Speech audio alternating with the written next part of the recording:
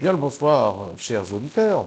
Je voudrais juste aujourd'hui faire une communication sur la question de la durée de financement. Voilà. C'est vrai que on pose parfois la question, en tant qu'universitaire, euh, pourquoi les banques françaises en particulier financent-elles leurs clients, enfin leurs actifs, les actifs plutôt des clients, sur des durées relativement courtes par rapport aux banques anglo-saxonnes. Par rapport aux banques allemandes, anglaises, américaines et autres. Alors c'est une question qui est assez complexe. Il y a en France une espèce de consensus que j'ai pu observer dans mes activités lorsque j'étais banquier, mais aussi au sein des instances je dirais de surveillance et de contrôle, hein, euh, dans lesquelles d'ailleurs j'ai pu aussi animer pas mal de conférences. Il y a une espèce de consensus sur l'idée que si un client est plutôt risqué, eh ben, il vaut mieux financer sur une durée courte. Bon. Ce qui est loin d'être idiot, je le dis tout de suite, évidemment que si la probabilité de défaut d'un client, euh, on cherche à qualifier la probabilité de défaut, plus la maturité du financement est longue, plus évidemment le risque est important. C'est une évidence. Puisque bien sûr, l'inconnu, l'aléa à 15 ans est plus fort que l'aléa à 12 ans, qui est lui-même plus fort que l'aléa à 7 ans. Donc tout ça, c'est évident, je n'insiste pas trop. Il y a une corrélation logique, mathématique, j'allais dire presque statistique, entre la maturité du crédit, qu'on appelle la maturité, c'est-à-dire la longueur, si vous voulez, les moins initiés, et le risque pris par la banque. Voilà. Le risque de défaut, comme on dit aussi, le risque de crédit. Bon. Ça, c'est une affaire entendue, il n'y a pas besoin de faire une thèse de doctorat là-dessus. Bon. Le problème, en fait, est beaucoup plus compliqué que cela. Parce que si on est d'accord pour dire que le risque croît avec la maturité des financements, alors je parle des financements crédit bail ou bien sûr financements classiques, immobilier par exemple. Donc si on est d'accord pour dire que, en théorie, oui, plus la durée du financement est longue, plus le risque pris est fort, c'est une chose. Mais on est d'accord là-dessus. Mais, j'insiste bien, il y a d'autres paramètres qui peuvent considérablement augmenter le risque de défaut. Et qui viennent combattre un petit peu cette, j'allais dire, cette tautologie première. Premièrement, si on demande à un client de financer un actif sur une durée de 7 ans au lieu de 12 ans, il va de soi que ses mensualités, ses échéances vont être plus fortes. Bon. En augmentant les échéances de l'emprunteur, évidemment, on mange un peu, on puise un petit peu dans sa trésorerie. Si on puise dans sa trésorerie, on le met un petit peu en danger et finalement, on augmente un peu le risque de défaut. Donc ça, c'est une première chose. Deuxième chose, en réduisant la durée de financement par rapport à ce qui serait normal de faire, on va réduire son bénéfice. Donc si on réduit son bénéfice, eh bien, on va réduire probablement son return on equity, c'est-à-dire on va réduire sa rentabilité financière. Et si on réduit sa rentabilité financière, les prêteurs risquent, j'allais dire, peut-être de moins prêter, ou en tout cas de moins financer. Donc on rentrerait dans une espèce de cercle qui serait de dire, effectivement, si on finance sur des maturités trop courtes, ben finalement on met un petit peu l'entreprise en danger. Bon. Alors, jusque-là, on est à peu près d'accord. Mais les tenants de l'hyper-orthodoxie financière, à mon avis d'ailleurs, c'est pas de l'orthodoxie, c'est juste une analyse incomplète, j'allais dire, des maturités. Euh, Si on veut aller un petit peu dans le sens que je déplore, on peut dire effectivement que on ne va pas prêter à 15 ans si on estime qu'on n'a plus de visibilité, on n'a pas de visibilité sur on va dire la santé financière de l'emprunteur. Moi, je dis, bah oui, mais de toute façon, le monde est tel qu'aujourd'hui, euh, la visibilité qu'on a, je veux dire, si on a une bonne visibilité à 4-5 ans, et encore, c'est déjà bien. À partir de 7-8 ans, 9 ans, je dirais qu'il y a un aléa considérable qui est que finalement prêter sur 20 ans ou sur 18 ne change rien. Prêter sur 18 ou 15 ne change pas grand-chose. Si on n'a pas une bonne visibilité à 4, 5, 6 ans, on n'a pas plus à 20 ans et pas, encore pas plus à 25 ans. Pas moins, pas plus, plutôt moins. Mais de toute façon, on est dans le brouillard à partir au-delà de 4, 5 ans, on est dans le brouillard. Donc de toute façon, il faudra soit des bonnes garanties, soit s'assurer qu'un certain nombre de ratios d'endettement sont respectés. Mais de toute façon, la maturité n'est pas un vrai problème, d'une certaine manière. Puisque si on considère que... Alors il y a eu une étude faite par la BCE il y a quelque temps qui tendait à expliciter que une année de plus en termes de maturité augmenterait le risque de 0,1%. C'est-à-dire que la proba de défaut, finalement, entre 21 ans et 22 ans, bah, augmenterait de 0,1. Bon, c'est pas énorme. Et le fait de puiser dans la trésorerie de l'entreprise, le fait de réduire sa marge bénéficiaire, augmente considérablement bien plus le défaut qu'il n'est augmenté par la durée.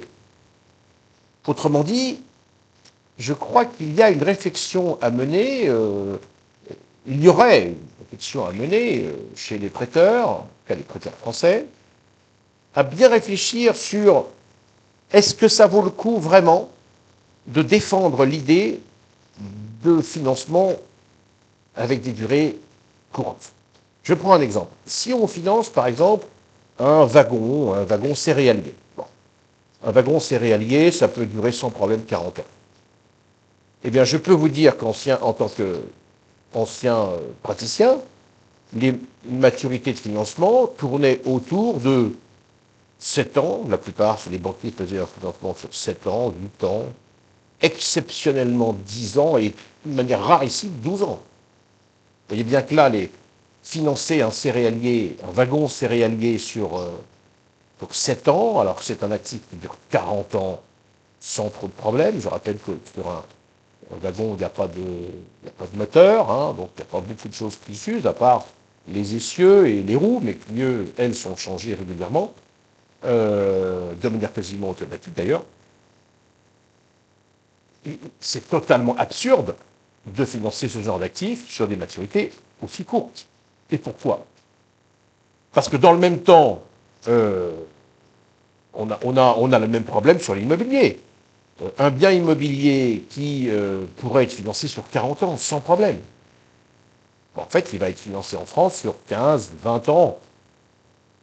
Pour dépasser 20 ans, il faut obtenir l'aval de plusieurs signatures au sein des comités, enfin dans la hiérarchie du crédit, c'est très complexe. En général, les banquiers s'arrêtent à 20 ans maximum, ils aiment bien faire 15 ans, 17 ans, 18, bon, mais déjà 20 c'est beaucoup. Bon. Je constate que si on finançait les actifs immobiliers, en particulier d'habitation, sur des maturités de 40 ans, les gens qui font ce genre d'investissement immobilier auraient bien sûr beaucoup moins remboursé chaque mois. Et s'ils avaient beaucoup moins remboursé chaque mois, on aurait évidemment probablement des loyers plus faibles.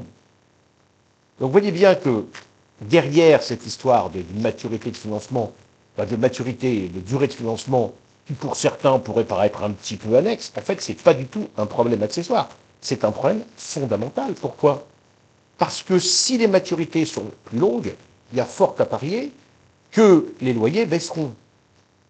Et si les loyers baissent, la consommation sera meilleure. Je vous rappelle qu'un ménage qui s'endette lourdement sur 15 ans et qui rembourse 2000 par mois, si elle empruntait sur 30 ans, elle rembourserait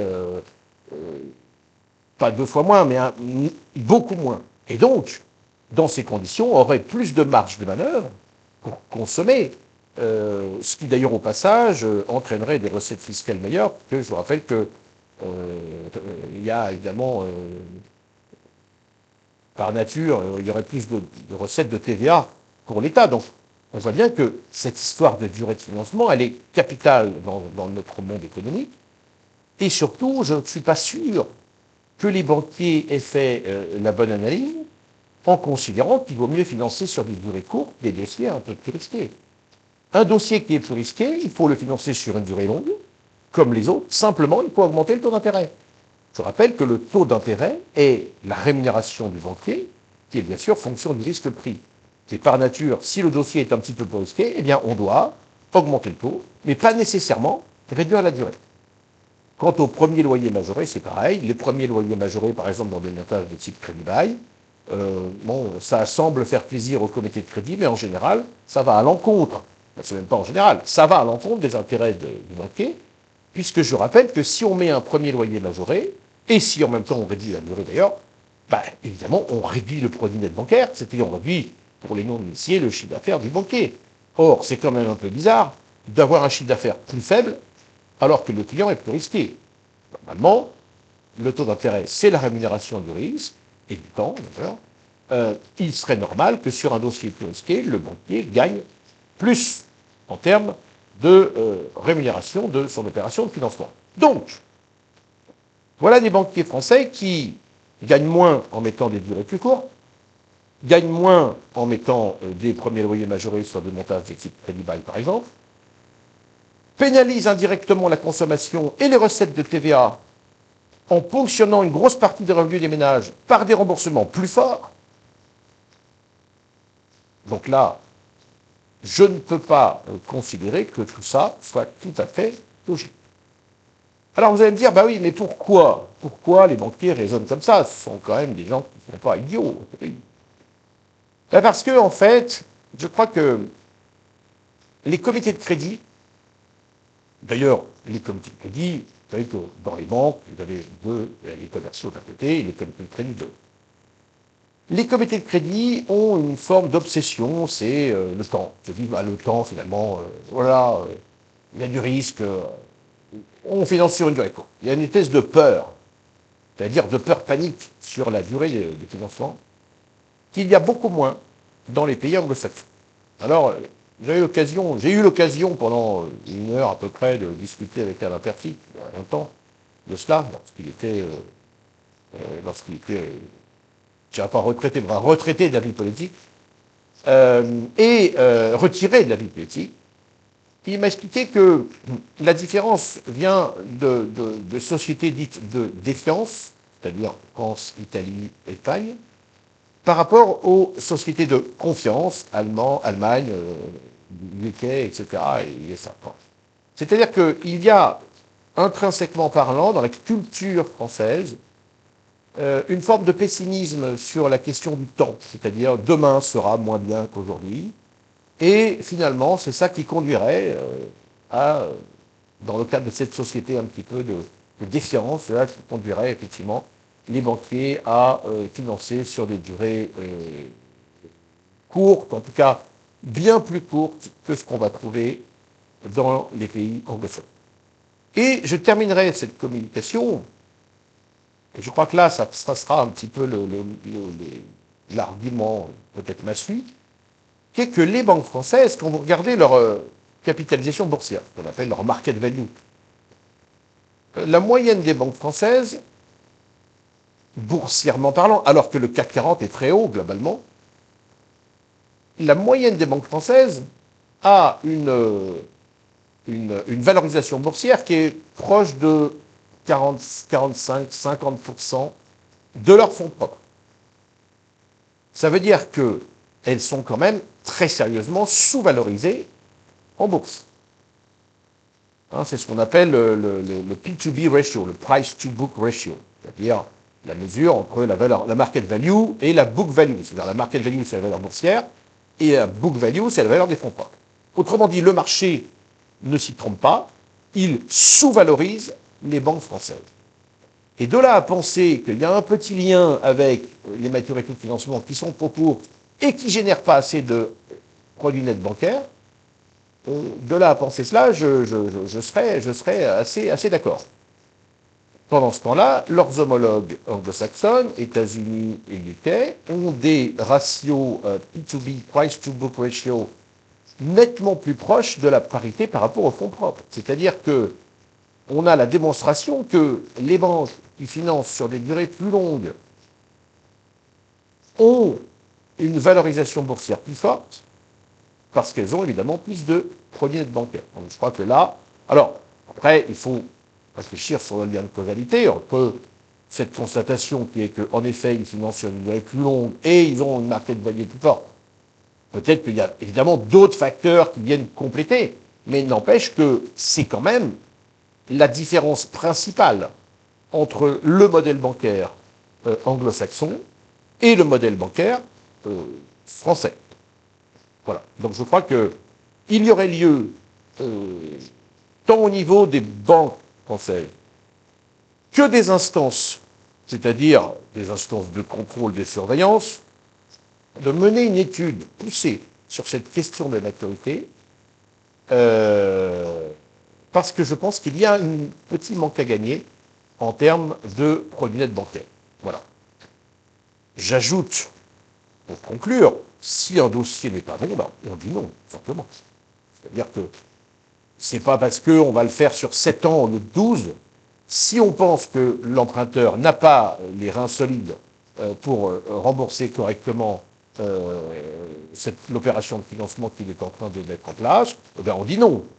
Mais réduire la durée, d'abord, c'est peut-être pas lui rendre service, puisque certes, il aura l'investissement en actif convoité, mais ben, il pourra le financer, mais s'il ne peut pas le rembourser, ça va le positionner dans une situation bien délicate. Voilà. Donc voilà ce que je voulais dire sur les durées de financement, et je vous remercie de votre attention.